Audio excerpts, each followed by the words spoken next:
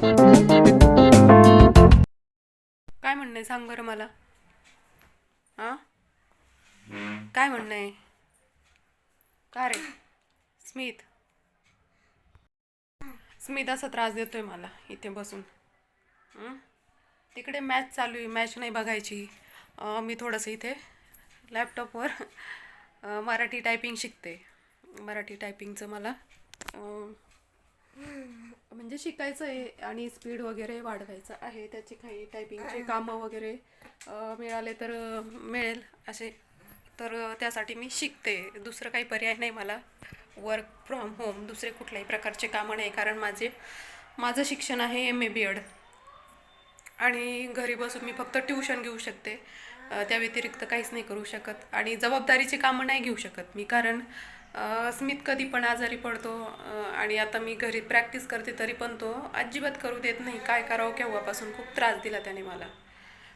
त्याचं काय काय निघतं, काहीतरी खोड्या काढतो, काहीतरी पडतो, झडतो, काहीतरी नुकसान करतो, असा प्रकार आहे. मी नाही करू शकत. केव्हाचं मी प्रयत्न करते, साधं ते टायपिंग शिकायचं आहे मला, स्पीड वाढवायचं आहे, पण त्याचं केव्हाचं हेच चाललं, मला करूच देत नाही आहे असं आहे. त्या मॅच पण बघत नाही आणि काहीच नाही. तर जबाबदारीची कामं मी नाहीच घेऊ शकत मला, आणि काहीतरी करायचं आहे. पण कसं करू, स्मित करूच देत नाही आहे. असं चाललंय आता केव्हाचं. चिडचिड करतोय आता तो. करून घेते. अं, आज शेवभाजी केलेली आहे सुकी. पोळी आणि तोंडी लावायला काहीतरी घेते, कारण आज आज आहे चंपाषष्ठी. आणि आमच्या इकडे पुरणाचा स्वयंपाक करतात, पुरणपोळी वगैरे सगळंच. तर मग त्याचा स्वयंपाक करायचा आहे, तो दुपारनंतर करणार. तोपर्यंत बघते मी. आणि कसं रात्रीचंच मिरचे पप्पा मला असलं कसलंही काम करू देत नाही, की एडिटिंग वगैरे. तर स्मितला झोपवायचं वगैरे असतं. 12 असेच वाजता त्याला झोपी लावण्यामध्ये, त्याच्यामुळे काम नाही होत. आणि जे काही करायचं ते मला दिवसभर करायचं, एडिटिंग वगैरे. तर मग एडिटिंग वगैरे सुद्धा करू देत नाही स्मित. केव्हाचा खूप त्रास देतो, म्हणजे मी काय करू मला सुचत नाही आहे कशा पद्धतीने. शांतता पण ठेवत नाही, काही नाही. एडिटिंग करायचं असतं, व्हॉइस ओव्हर करायचं असतं, तर तो असा त्रास देतो मला. काय करू? आणि नुसता पसारा घालतोय घरामध्ये. मी दुसरं काही करायला गेले का त्याने इकडे त्या तिथे सगळं वाढवा काहीतरी करून ठेवलेलं असतं. का फेकतोय? आणि तू झोप ना, गुपचूप झोपून घे. सगळं तुझं झालेलं आहे, आराम करायचा फक्त. काय पांघरून देऊ? ब्लँकेट पाहिजे, देते थांब. आणि झोपून घे शांत. शेवभाजी, करंजी, चिवडा आणि पोळी घेते. चला जेवण करून घेते आता.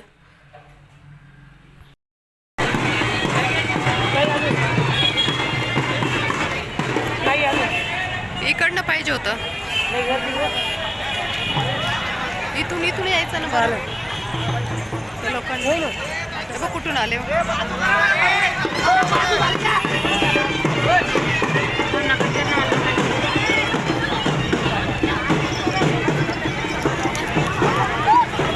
तर मी इकडे स्मितला घेऊन आलेले होते. इथं 12 गाड्या ओढल्या जातात चंपाषष्ठीनिमित्त. तर स्मितला अशी गंमत बघायला खूप जास्त आवडते, कारण वाजत वगैरे असतं. हे बघा, घोडा होता, असे प्राणी घोडा वगैरे बघायला. तर स्मितला खूप जास्त आवडतं आणि थोडंसं बाहेर पण त्या निमित्ताने निघता आलं. गर्दी अशी खूप जास्त गर्दी होती, आणि 12 गाड्या बघण्यासाठी भरपूर लहान मुलं आलेले होते, फॅमिली. कारण हे लहान मुलांना खूप जास्त आवडत असतं 12 गाड्या वगैरे असं बघणं. हे लोकं त्यांचं पूजा वगैरे काहीतरी तिथे चालू होतं, येणं जाणं चालू होतं. आणि हे बघा कशा ओढतायत 12 गाड्या. आणि 12 पूर्ण नव्हत्या, एवढं तर हल्ली अशक्यच आहे. 6 की 7च होत्या, आणि त्याच्यामध्ये किती लहान मुलं बसलेले.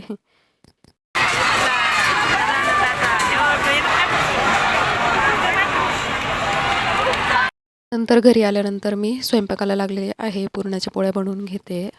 थोडंसं पुरण पातळ झालेलं होतं माझ्याकडनं, कारण मीच ठेवलेलं होतं, कारण उशीर होत होता. त्याच्यामुळे मग घाई मी पुरणाच्या पोळ्या बनवून घेते. स्वयंपाक आणि सगळ्याच बाकी होता, कारण त्या लोकांनी उशीर केला, तिथं भरपूर उशीर झाला. 8 वाजून गेलेले, म्हणून मग फास्ट इथे मी पटकन स्वयंपाक करून घेत होते.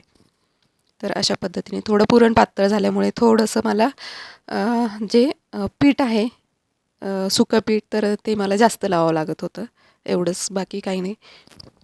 आणि हे बघा जेवणाचं ताट, दूध आहे, कटाची आमटी, भजे, कुरडई, बाकीचं सगळं आहे, पुरणाची पोळी.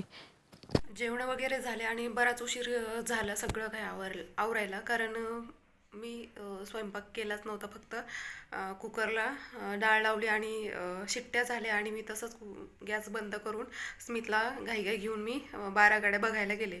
आणि तिथे ते सुरूच झालेलं नव्हतं. एवढं टायमिंग दिलेलं होतं म्हणून मी टायमिंगवर गेले, कारण 12 गाड्या ओढायला अगदी 5 मिनटामध्ये ते पटकन ओढून जातात. म्हटलं ते जर झालं त्यांचं ओढून तर मग बघायला भेटणार नाही. स्मितला दाखवायचं होतं मला ते.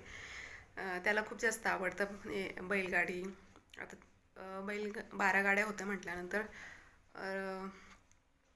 तिथं म्हणजे बैल जनावर वगैरे नव्हते, माणसंच ओढतात. तर त्याला ते गंमत बघायला न्यायचं होतं. भरपूर वाजवणं वगैरे असतं तिथे. तर त्याला आवडतं म्हणून मग मी संध्याकाळी नेलं, पण माझा स्वयंपाक राहून गेला त्या नादामध्ये, की मग घाईघाई ते होऊन जाईल. आणि तिथं जवळजवळ 1-1.5 तास झाला ते सगळं सुरू व्हायला. ते सारखे यायचे जायचे, तिथे काहीतरी करायचे. आणि आत्ताच सुरू होईल, मगच सुरू होईल ह्याच्यामध्ये मी स्मितला घेऊन बराच वेळ तिथं बसले. आणि मग उशीर झाला, रात्री 8 वाजले घरी यायला. तर असं झालं. आणि मला पुरणाचा स्वयंपाक करायचा सगळा तसाच पडलेला. पुरण बारीक करायचं, त्याच्यामध्ये गूळ मिक्स करून बारीक करायचं होतं. फक्त मी कुकरला डाळ लावलेली होती आणि पटकन घाईघाई कटाच्या आमटीसाठी वाटण मी करून ठेवलेलं होतं. तेवढंच, बाकी 2 गोष्टी केलेल्या होत्या. बाकी सगळं बाकी होतं. तळणं बाकी होतं, गूळ घालून पुरण करून घेणं बाकी होतं, आणि आमटी करणं सगळंच बाकी होतं. मग ते घाईघाई तिकडनं आल्यानंतर वरण भात पण करायचं बाकी होता. वरण भात लावला त्यानंतर, कारण स्मितला जेवायचं होतं म्हणून पटकन घाईघाई वरण भात लावला. त्याला आधी जेवू घातलं 2 पोळ्या लाटून, आणि मग बाकीचा स्वयंपाक केला. पण त्याच्यामध्ये खूप जास्त एक तर पुरणाच्या स्वयंपाकाला वेळ भरपूर लागतो, त्याला वेळच द्यावा लागतो थोडासा. आणि म्हणून मग थोडंसं पुरण पातळ झालेलं माझ्याकडनं, कारण जास्त वेळ हे करायला वगैरे मी म्हटलं घट्ट वगैरे करण्यासाठी वेळ भरपूर जात होता. म्हणून मग मी थोडंसं म्हटलं करून घेऊ आपण, असं होऊन जाईल. तर मग थोडंसं पातळ माझ्याकडनं या वेळेला पुरण झालेलं होतं. पण मग घेतल्या करून मी पोळ्याबरोबर आल्या, तर असं झालं. तर अशा पद्धतीने आजचा दिवस गेला, म्हणजे धावपळच झाली. आणि असं मी ज्या पुरणाच्या पोळ्या करण्यासाठी जो आनंद घेत असते, मला खूप जास्त आवडतं पुरणाच्या पोळ्या लाटायला. त्या छान टम्म टम्म फुगतात, छान वाटतं. मला त्या आवडतात पुरणाच्या पोळ्या. जेव्हा स्वयंपाक असतो, पुरण वगैरे शिजवायला, बारीक करायला नाही, एक वेळ त्याचा येतो कंटाळा, कारण ते हे असतं. पण बाकी पोळ्या लाटायचं म्हटलं की मला आवडतं पोळ्या लाटायला. तर मग असं घाईघाई मला करावं लागलं. तर असं झालं सगळं. आणि मग जेवणं वगैरे झाले. आता स्मितला औषधं वगैरे सगळं जे रोजचं रुटीन असतं ते संध्याकाळी, त्या सगळ्या गोष्टींना उशीरच झाला आणि ते आवरलं आता. चला, तर मग आजचा हा छोटासा व्हिडिओ पण मी इथेच थांबवते. आणि तुम्हाला कसा वाटला मला कॉमेंट सेक्शनमध्ये कळवा. आणि भरपूर अशा तुम्हाला जे काही वाटत असेल मला कॉमेंट करत जा. मलाही छान वाटतं तुमच्या कॉमेंट वाचायला. आणि माझ्या चॅनलला सबस्क्राईब करायला पण विसरू नका प्लीज. तुमच्या सबस्क्राईबची खूप जास्त गरज आहे, तुमच्या सपोर्टची गरज आहे. त्याच्यामुळे मला सपोर्ट करा, सबस्क्राईब करा. सबस्क्राईब केल्याशिवाय जाऊ नका. आणि अशाच पद्धतीने डेली व्हिडिओ माझे येत राहणार आहे. कधीतरी एखादा दिवस काही कारणास्तव नाही येऊ शकला तर तेवढं होऊ शकतं, कारण स्मितमुळं कधी कधी होऊ शकतं. पण डेली व्हिडिओ टाकण्याचा मी प्रयत्न करणारच आहे. आणि तुमच्या सपोर्टची गरज आहे सर्वात महत्त्वाचं म्हणजे. तर प्लीज सबस्क्राईब करा. आणि पुन्हा भेटू अशाच आपण पुढच्या नवीन व्हिडिओमध्ये. तोपर्यंत बाय.